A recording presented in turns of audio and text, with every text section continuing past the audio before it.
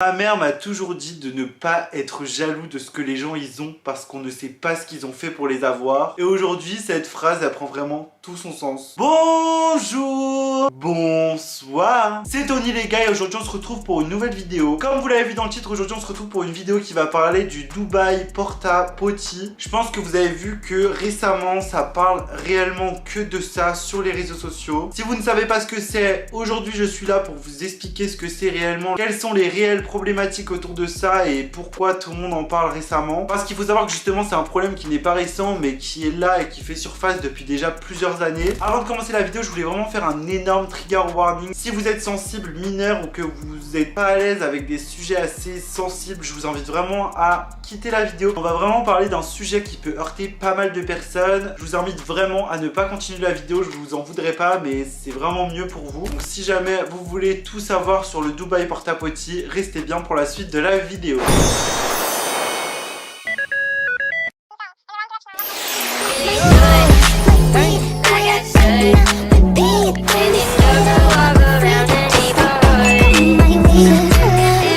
À nouveau, je pense qu'on sait tous qu'aujourd'hui la vie à Dubaï fait rêver un bon nombre de personnes. On peut voir par le biais de nombreux influenceurs sur Instagram ou sur d'autres réseaux sociaux une vie remplie de luxe, une vie remplie de richesse qui fait envier beaucoup de personnes. Des yachts, des hôtels de luxe, des maisons à couper le souffle, on peut en voir partout à Dubaï. Mais il faut savoir qu'à Dubaï, il se cache également un sombre business depuis maintenant de nombreuses années qui fait surface de plus en plus, qui a été encore plus exposé récemment et dont on va parler aujourd'hui. On sait déjà ce qui se passait un peu sur place, qu'il y avait beaucoup de prostitution là-bas, qu'il y avait de nombreuses escortes qui viennent du monde entier à Dubaï parce qu'ils savent que là-bas, il y a beaucoup d'hommes qui sont très riches. Donc clairement, ça c'est pas nouveau, on savait qu'il y avait un gros réseau de prostitution là-bas, sachant qu'en plus la prostitution c'est pas quelque chose de récent. C'est un des plus vieux métiers du monde, voilà, on nous apprend rien. Moi-même, étant allé à Dubaï plusieurs fois, j'ai pu voir que là-bas, il y avait quand même pas mal de prostitution et de choses assez sombres qui étaient en plus pas du tout caché, c'est-à-dire qu'on le voyait de nos propres yeux. Moi vraiment j'ai vu pas mal de choses de moi-même là-bas qui m'ont un peu choqué. Mais il faut savoir que si ces hommes ou ces femmes escortes veulent un peu plus d'argent, il existe là-bas un business encore plus sombre avec des choses vraiment atroces, horribles qui se passent là-bas et je pense qu'on n'est même pas au courant de tout. Et c'est comme ça que le Dubaï Porta-Potty a fait surface depuis maintenant plusieurs années.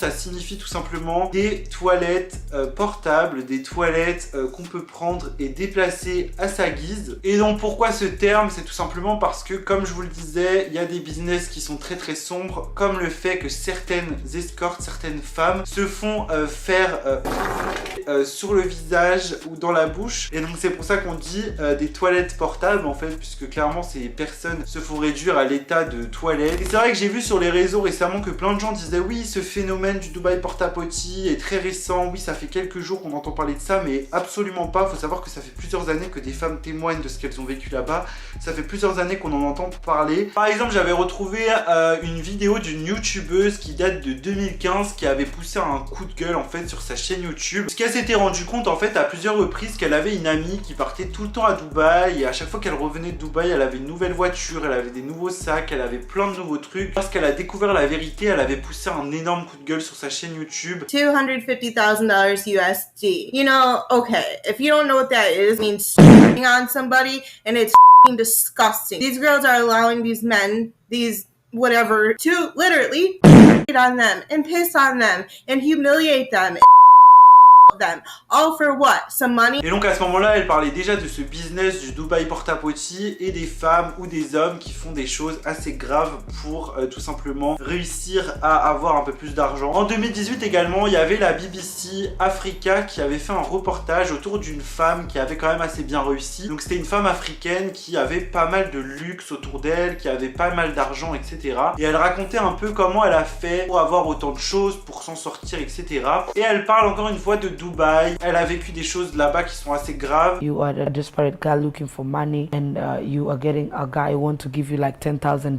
$10,000, some people have never seen $10,000 in their life, man. You just need to look pretty and get $10,000 and be on that flight and go. We told you tattoos, to do what? Like, it's crazy. You can like, I don't want to go deep. I don't want to go into details about that. The young girls need to know there is nothing for nothing. You want $5,000, you're gonna do something that is worth $5,000. On a pu voir également que depuis de nombreuses années maintenant, plein de sites internet ont fait des investigations sur ce sujet, ont fait des articles sur ce sujet, et on a pu voir beaucoup de DM Instagram par exemple fuités de riches hommes et puissants de Dubaï qui contactaient des femmes, et en fait ils leur demandaient des choses vraiment très graves, et ces femmes en fait acceptaient en contrepartie d'argent. Donc par exemple sur cette capture d'écran là, on peut voir qu'un certain homme de Dubaï avait contacté cette jeune femme sur Instagram et lui avait tout simplement demandé de faire une vidéo en fait où elle disait qu'elle était d'accord pour effectuer tous les actes sexuels. His virgin brother, who is 13 years old, we to have with his virgin 13 years old brother. Mr. Ali is paying me $50,000 US. Par exemple, on a un screen qui est très grave où on a pu voir un homme pareil proposer à une jeune femme de prendre la virginité de son petit frère de 12 ans. Je prendrai 15 000, je serai gentil et douce. Donc voilà, donc c'est pas seulement des histoires de caca ou je ne sais quoi, c'est quand même des histoires aussi d'abus sur des enfants, des mineurs, parce que là on parle d'un enfant de 12 ans, quand même très grave là. Dans ce prochain screen, on peut voir une femme qui dit « Est-ce que tu invites beaucoup de filles ?» Et l'homme lui répond que son chameau est entraîné. On parle d'abus sur des enfants, mais on parle aussi d'abus sur des animaux, puisque ces hommes aussi font appel à des femmes pour coucher avec des chameaux, avec des chiens, avec toutes sortes d'animaux. Enfin, c'est absolument atroce, encore une fois. Plusieurs femmes aussi avaient accepté d'aller à Dubaï, avaient réalisé du coup le fantasme de plusieurs de ces hommes et avaient raconté du coup leurs expériences là-bas, leurs expériences traumatisantes, parce que clairement, il n'y a pas d'autre mot, c'est quand même très grave ce qu'elle raconte. Elle dit qu'elle s'est fait littéralement faire pipi dessus, qu'on lui a fait caca dessus plusieurs fois, qu'elle a déjà dû faire l'amour avec un chien devant eux. Elle s'est fait aussi payer pour se faire frapper. Elle dit qu'elle a dû rentrer un saumon vivant dans les d'un homme de 65 ans, qu'elle a dû coucher avec un garçon de 14 ans pour le rendre homme. Et pour finir, elle dit qu'aujourd'hui elle a 24 ans, qu'elle a $1 million sur son compte en banque et que voilà, elle demande à ce qu'on la juge pas tout simplement. Il y a une autre femme qui a raconté son récit également. Elle dit qu'au début il se passait rien de fou, qu'elle était dans un lit avec l'homme, qu'elle devait assouvir ses fantasmes et rien de bien fou quoi, qu'elle a dû coucher avec lui, etc. Ensuite ça a commencé à déraper puisqu'il a commencé à la frapper, il a commencé à la forcer à faire des choses qu'elle ne voulait pas. Elle dit aussi un truc atroce puisqu'elle dit que cet homme ensuite a ramené dans la chambre un chien, lui a dit qu'elle devait lécher les parties génitales de ce chien et que si elle ne faisait pas en fait, le chien allait tout simplement la mordre. Ensuite je vous passe les détails, mais bref il lui a fait des choses vraiment horribles, il s'est assis sur elle, il lui a demandé de lui faire des trucs horribles, enfin bref on va pas... Voilà, je vais passer les détails parce que c'est quand même assez sombre. Et du coup pourquoi tout le monde en parle aujourd'hui? Parce que comme je vous le dis, ça fait bientôt 6, 7, 8 ans que tout le monde parle de ça, donc pourquoi on en parle aujourd'hui? Pourquoi aujourd'hui ça revient sur les réseaux, etc.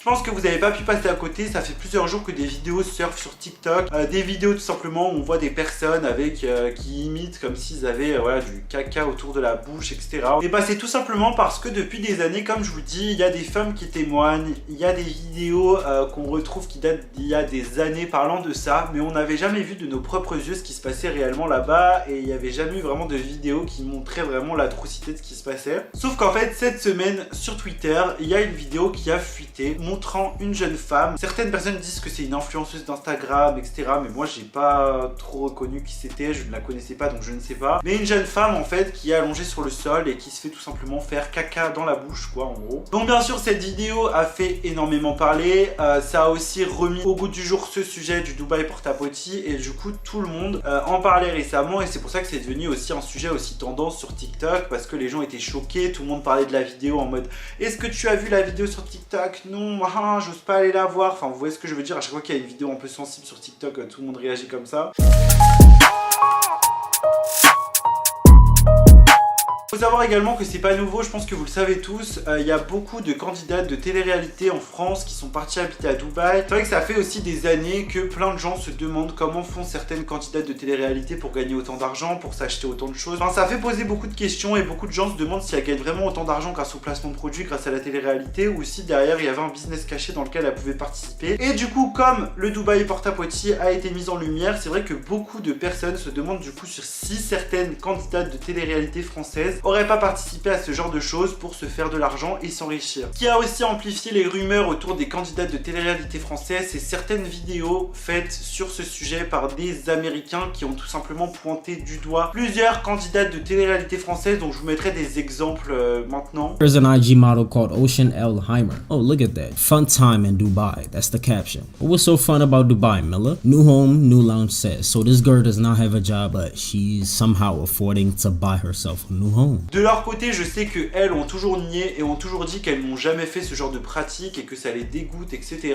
Jamais de ma vie je ferais ça, mais c'est dégueulasse. Oh. Ça reste des rumeurs, il n'y a rien de sûr, il n'y a aucune candidate dont on a vu une vidéo tournée faisant ça ou dont il y a eu une confirmation, pas du tout, c'est juste des rumeurs, donc ne croyez surtout pas ce que vous voyez sur les réseaux.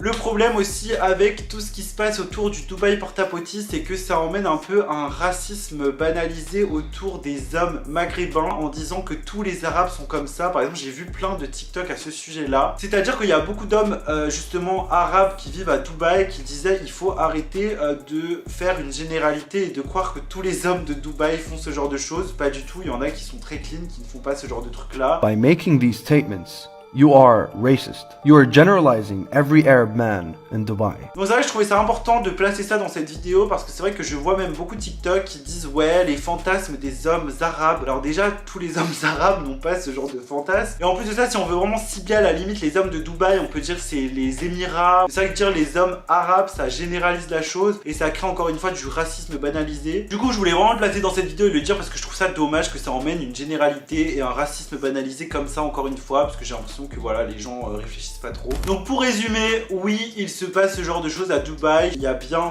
un trafic comme ça qui est vraiment pour moi en tout cas atroce puisqu'on parle pas seulement de fantasmes, on parle vraiment d'enfants abusés, on parle d'animaux abusés. C'est pas des simples fantasmes comme ça réalisés contre de l'argent, enfin il y a quand même des gens impliqués, des animaux, enfin c'est pas quelque chose de safe. Je trouve ça super bien que ce soit mis en avant puisque maintenant certaines jeunes femmes qui peuvent recevoir ce genre de message de la part d'hommes riches ou puissants de Dubaï vont peut-être se méfier et se dire ok je vais pas y aller parce que ça se trouve on va me demander vraiment de faire des choses très bizarres et je veux pas. C'est bien que ce soit mis en lumière, ça permet aussi à ce qu'un maximum de jeunes femmes soient au courant et peuvent savoir vraiment à quoi elles vont avoir affaire si elles partent là-bas. Donc voilà les gars, je trouvais vraiment important de parler de ce sujet aujourd'hui pour vous sensibiliser à ça et pour vraiment que vous compreniez ce que c'est de la meilleure façon possible. Je vous fais de gros bisous, j'espère vraiment que la vidéo vous a plu et on se retrouve très bientôt pour une nouvelle vidéo. Je vous aime très fort.